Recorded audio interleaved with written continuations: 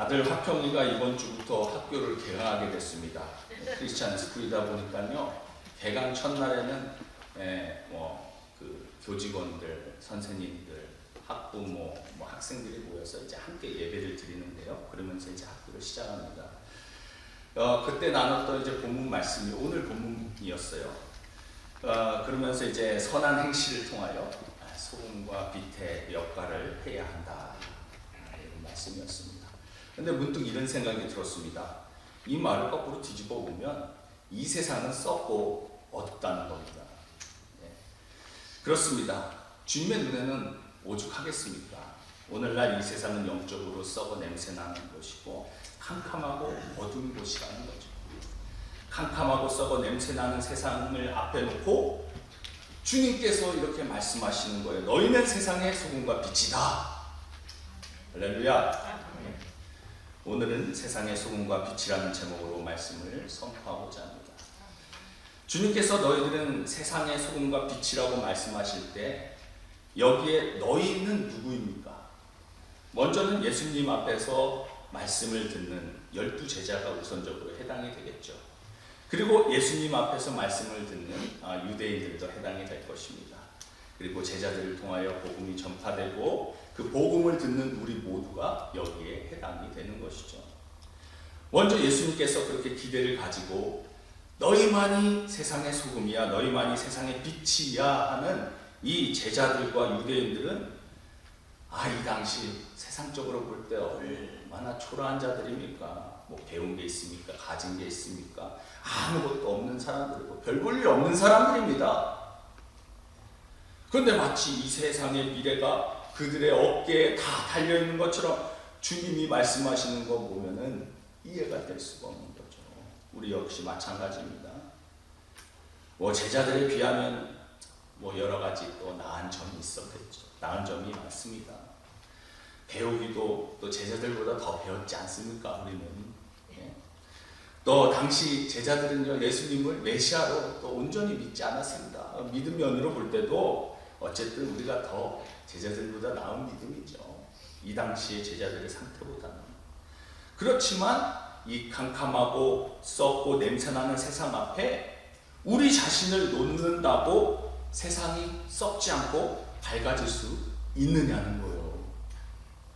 그럼에도 불구하고 주님께서는 우리에게 너희는 세상의 소금이다 말씀하고 계십니다. 오늘 본문 13절에 너희는 세상의 소금이니 소금이 만일 그 맛을 잃으면 무엇으로 짜게 하리요? 후에는 아무 쓸데없어 다만 밖에 버려져 사람에게 밟힐 뿐이니라. 우리가 잘 아는 것처럼 소금에는 크게 두 가지 특징이 있지 않습니까? 물론 소금의 성분인 이 나트륨은 우리 인체에 꼭 필요한 성분이기도 하지만 기본적으로 이 소금은요 모든 음식의 맛을 내는 특징이 있습니다. 예전에 그 아르헨티나에서 오신 그 집사님 한 분 계셨는데 이 아르헨티나식 아사도를 한 번 구워준 적이 있었어요.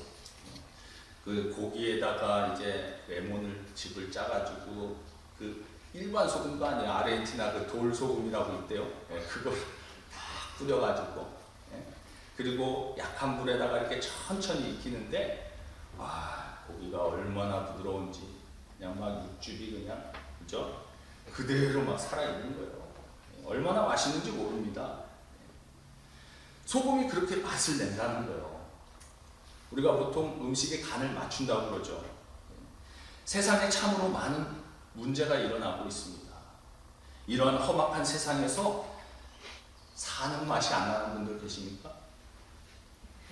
여러분 사는 맛 나세요? 살맛 나세요? 그렇다면 살맛 나게 할 수 있는 것이 무엇이냐는 거예요. 우리가 세상의 소금인데 어떻게 이 세상의 맛을 낼 수 있느냐는 겁니다. 우리 인생에 가장 필요한 것은 사실 따지고 보면 사랑입니다.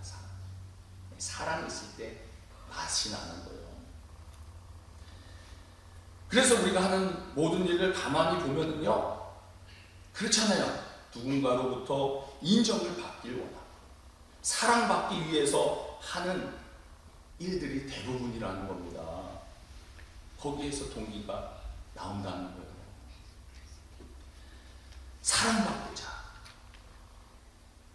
어찌 생각하면 우리 인간은 사랑으로 말미암아 살아가는 겁니다. 사랑이 있어야 삶에 의미가 있고 사랑이 있어야 힘이 나는 겁니다. 사랑이 있어야 병도 치유가 되는 것이고 심지어 사랑하면 죽음도 겁내지 않습니다. 만일 사랑이 결여되면 모든 의미를 상실하는 거예요. 이만큼 사랑은 위대한 힘이 있는 거예요.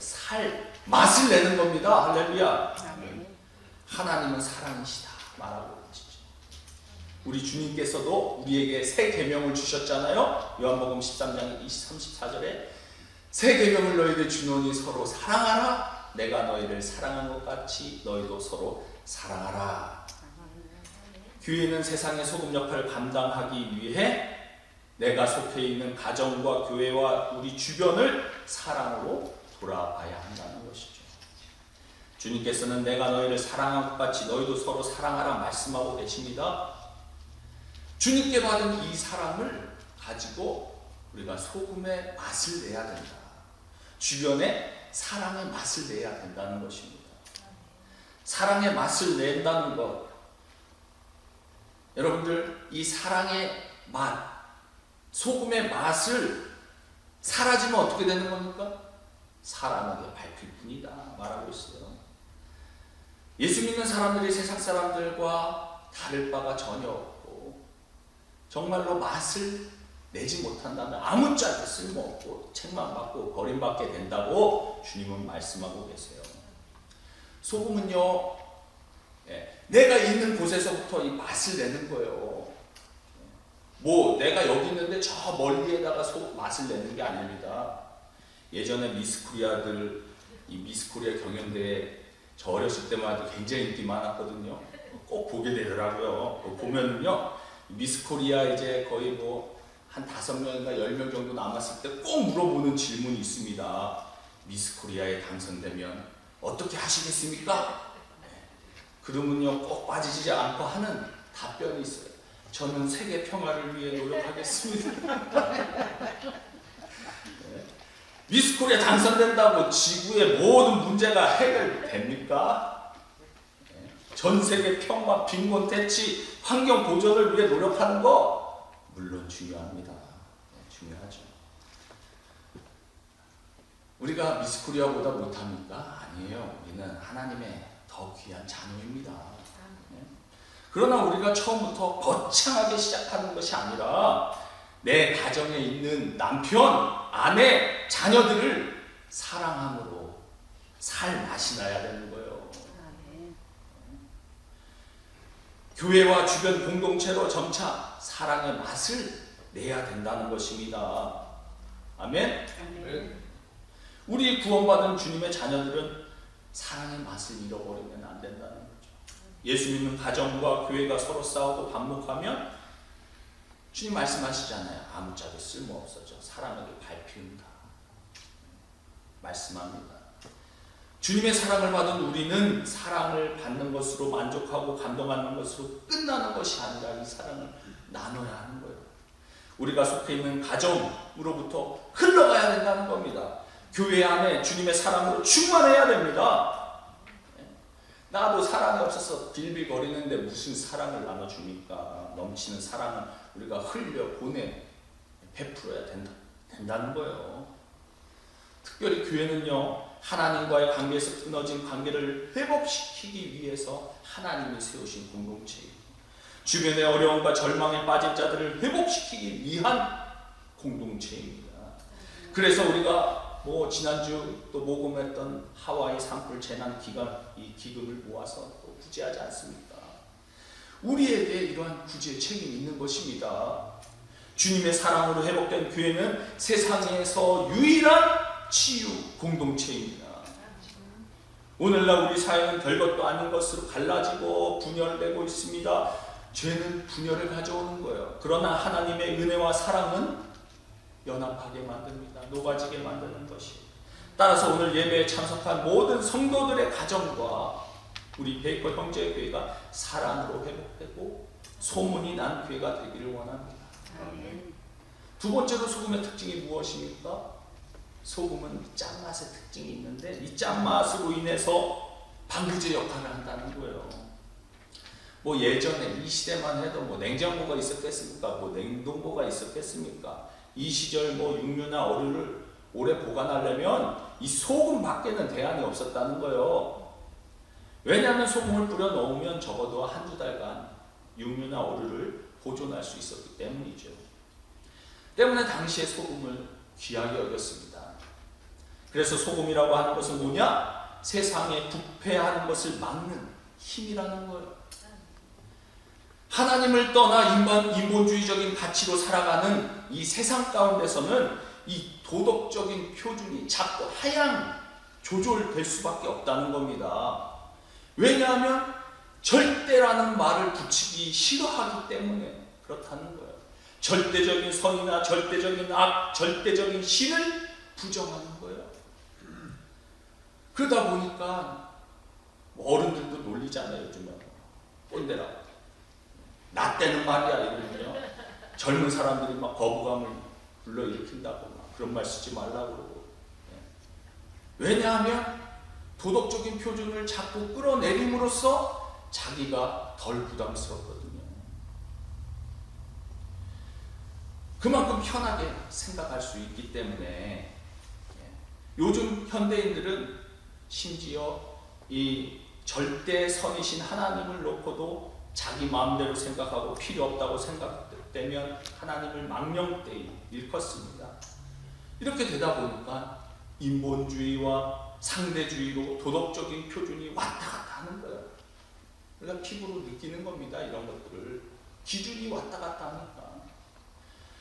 도스토옙스키가 그 카라마조프 형제라는 책에서 한 말이 있습니다. 우리가 하나님을 밀어내버리면 모든 것이 허용된다. 그렇습니다. 우리가 하나님을 밀어내면 선이고 악이고 없어지는 거예요.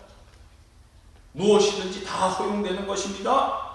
그래서 경우에 따라서는 필요 악, 뭐 필요 선 이런 식으로 표현하고 그러니까 다 되는 거예요. 정직함을 예로 든다면 대부분 요즘 사람들이 생각하는 이 정직의 표준 이것도 다 틀립니다. 정직하면 어디까지가 정직이냐? 분명하지 않습니다. 상황에 따라 이럴 수도 있고 저럴 수도 있고 그렇잖아요. 이러한 생각들을 마음에 갖고 있다는 거예요. 벌써 표준이 흐릿해지는 거예요. 흑과 백 구별할 수가 없다는 겁니다. 그러나 사랑하는 성도 여러분, 우리는 어떠해야 합니까? 이런 세상의 기준에 따라가면 안 된다는 겁니다. 우리의 표준은 하나님이 정해주신 말씀이 표준이라는 거예요. 거짓 증거하지 말라. 그게 뭔지 잘 아는 거죠. 그러므로 거짓을 우리는 미워하는 거예요. 거짓을 거부하는 겁니다. 우리는 거짓을 뒤섞어놓고 살아가는 인생이 아니라는 거예요. 분명히 거짓을 배격하고 참을 따라가려고 하는 자세를 가져야 한다는 거죠. 때론 그렇게 하다가도 우리가 바보스럽게 보일 수도 있고 손해를 보아도 진실과 거짓을 혼돈하면서 살기를 원치 않는다는 겁니다. 우리가 이런 도덕적인 우위를 유지하고자 하는 그런 강한 의지가 있을 때 비로소 우리는 세상의 소금이 될 수 있고 빛이 될 수 있는 것입니다. 조지 바나라고 하는 리서치 센터가 있습니다. 주로 기독교 세계를 대상으로 해서 여론조사를 하는 기관인데요. 거기에 내놓은 데이터를 보니까 가치 있는 데이터라 하는 생각이 드는 것이 있었습니다. 그들이 말하기를 예수 믿는 사람들이 사회적으로 영향력을 가진 존재가 되기 위해서 도덕성에 있어서 예수 안 믿는 사람들에 비해서 예수 믿는 사람들이 40% 이상의 격차가 있어야 된다. 그럴 때 영향력을 끼칠 수 있다. 이렇게 말합니다. 정직이라는 것을 예를 들면 그렇습니다. 예수 안 믿는 사람들 100명을 모아놓고 정직한 사람이 몇 명이냐 했을 때 20명이 나온다고 합시다. 정직한 사람 불신자 중에 20명이 있어요. 자, 그러면 예수 믿는 사람 100명을 모아놓고 그 가운데 정직한 사람 몇 명 나와야 됩니까? 40%의 격차가 있어야 된다고 한다면 적어도 몇 명이 정직해야 돼요? 적어도 60명에서 70% 이상은, 70명 이상은 정직해야 된다는 겁니다. 그래야 이 사회에 뭔가 영향을 줄 수 있다는 말입니다. 소금이 되고 빛이 될 수 있다는 말입니다. 그런데 실제로 조사를 해보니까 그 정도의 수치가 나오지 않는다는 거예요. 정직에 대해서 말하기보다 좀 더 실감나는 이야기가 있습니다. 2017년 그 조지 바나 그룹의 조사에 따르면 복음주의자 기독교인들의 결혼율이 67%. 그러니까 100명 중에 67명이 결혼을 한다는 거예요. 복음주의 기독교인들. 근데 다른 기독교인들은 결혼율이 59%, 그리고 일반인들의 결혼율이 52%. 그러니까 복음주의자들이 더 높죠. 하지만 실제 이혼율은 25%로 동일하다는 거예요. 동성애가 괜찮다고 말하는 목회자가 많아졌습니다. 야동 보는 것이 괜찮다고 말하는 목회자가 많아졌습니다. 이래가지고서 도무지 선한 영향력을 행사할 수가 없는 거예요. 기독교인이 약간 나은 것 가지고 도덕적 우위를 유지할 수가 없습니다. 도덕적인 우위가 유지가 되지 않는다면 그리스도인들이 제 아무리 소금이다 빛이다 떠들어봐야 헛소리라는 거예요. 사람들의 발표일 뿐이라는 겁니다. 그저 자기 선전에 지나지 않는 것이죠. 우리가 이 사회에 영향을 주고 짠맛을 내기를 원하면 말씀에 기반하여 도덕적인 우위를 점하여 살아가야 된다는 말이에요. 그러나 우리가 그러지 못할 때가 많다는 것을 놓고 저나 여러분이나 참 회개하는 마음으로 이 말씀을 들어야 된다는 겁니다. 우리가 잘 아는 바와 같이 요셉은요 10대 소년으로 애굽의 노예로 팔려가지 않았습니까? 요즘으로 말하자면 대통령 경호실장이라고 할 수 있는 애굽 바로왕의 그죠? 군대장관 경호실장 보디발의 집에 팔려 노예 생활을 하다가 신임을 얻게 돼요. 그리고 가정총무가 되었습니다. 이제 나이가 20대 중반이 되었으니 얼마나 젊은이로서 혈기왕성하고 멋있겠습니까? 그러니까 보디발의 아내가 날마다 요셉을 꼬십니다. 같이 잠자리에 들어가자고 날마다 꼬시죠. 계속하여 요셉은 거절했습니다. 그러다가 어느 날 둘밖에 집에 남지 않습니다. 보디발의 아내가 요셉의 옷자락을 붙잡고 사정을 하죠. 이에 요셉은 보디발이 아내가 잡고 있던 윗옷을 벗어놓고 도망치지 않습니까? 이에 보디발의 아내가 요셉이 자신을 성폭행하려고 했다 하면서 거짓말을 하였고 결국에는 감옥에 가죠.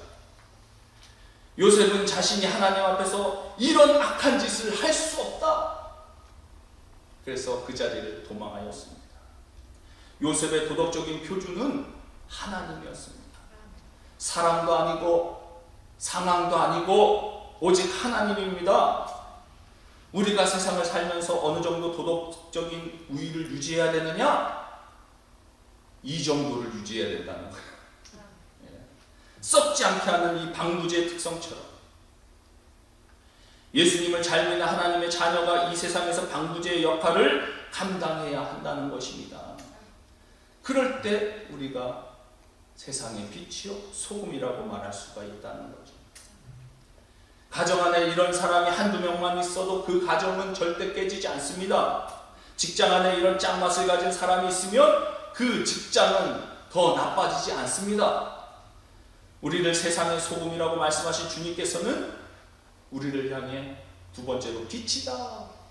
또 본문에서 말씀하고 계세요. 14절 15절에 너희는 세상의 빛이라. 산 위에 있는 동네가 숨겨지지 못할 것이요 사람이 등불을 켜서 말 아래 두지 아니하고 등경 위에 두나니 이러므로 지와 모든 사람에게 빛이 있느니라. 빛의 특징이 무엇입니까? 빛은 어둠을 몰아내고 모든 것을 환하게 드러내는 특징을 가지고 있습니다. 신분을 감출 수가 없는 거예요. 뭐 어둠 앞에서 머뭇머뭇거리는 빛을 봤어요? 예? 켜질까 말까? 밝힐까 말까? 아니잖아요. 어두운 곳에서 빛은 숨길 수가 없다는 겁니다. 본문 16절에서 이 빛을 내는 행위가 무엇인지에 대해서 말하고 있어요.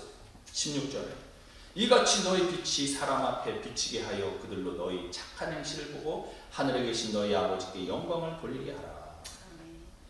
우리는 빛이기 때문에 우리의 착한 행실을 통해 하나님께 영광을 돌리게 하라 말씀하고 있습니다. 여기 이 착한 행실에 대해서 에베소서 5장 8절 9절에 구체적으로 말씀하고 있습니다. 너희가 전에는 어둠이더니 이제는 주 안에서 빛이라. 빛의 자녀들처럼 행하라. 그러면서 뭐라고 그래요? 빛의 열매는 모든 착함과 의로움과 진실함에 있느니라. 우리를 빛의 자녀라 말씀하시고, 우리가 비친 것을 사람들에게 어떻게 알릴 수가 있느냐? 우리의 착한 행실, 의로운 행실, 진실한 행실을 보고 알 수가 있다.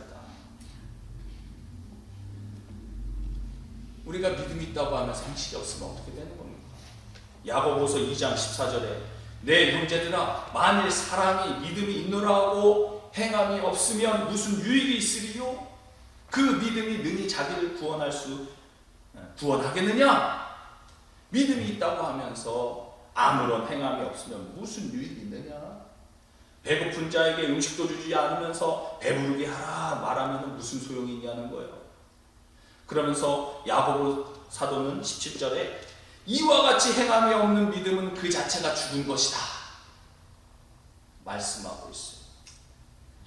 성경이 얘기하는 것은 믿음이 있으면 믿음에 상응하는 행위가 따라온다는 거예요. 그게 없다면 죽은 믿음인데, 죽은 믿음은 무슨 뜻입니까?